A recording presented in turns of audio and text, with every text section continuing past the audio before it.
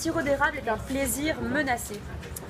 Ben, en fait, avec le réchauffement climatique, ce qui se passe, c'est qu'on a de plus en plus de périodes en hiver où les températures vont monter. Alors, quand la température monte, ce qui va se passer, c'est que la sève va remonter dans les arbres. Et là, si il recommence à faire froid, et très froid, la sève peut faire exploser les arbres en partie, du moins à la surface.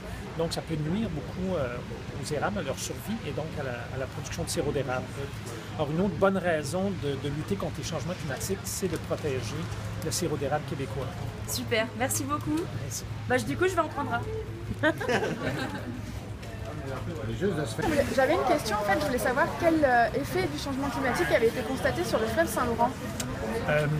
Déjà, on observe une baisse du niveau du fleuve Saint-Laurent au cours des dernières années, en fait de la dernière décennie à peu près, dans la région du Québec, essentiellement à cause d'une augmentation d'évaporation l'hiver, parce qu'il y a de moins en moins de glace sur le fleuve, la glace protégeant de l'évaporation.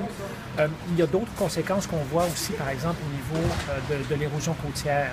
Alors, en Gaspésie, sur la côte nord, donc qui est une combinaison de l'augmentation du niveau de la mer, mais aussi du fait qu'il y a de moins en moins de glace qui se forment sur les berges pour protéger ces berges-là l'hiver. Alors, on constate déjà l'impact des changements climatiques de façon très criante ici au Québec.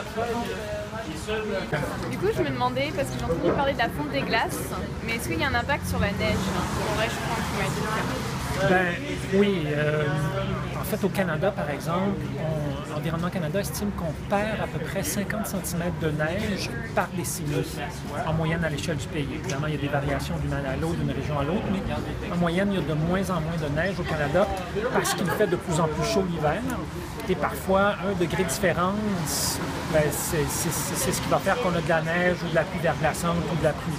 Alors, de petites variations, et là, on a de grandes variations. Le mois de janvier, la température était 6 degrés au-dessus des normales au Québec. L'hiver dernier, le mois de février, 4 degrés Celsius au-dessus des normales. Donc, on a des températures significativement plus élevées l'hiver maintenant.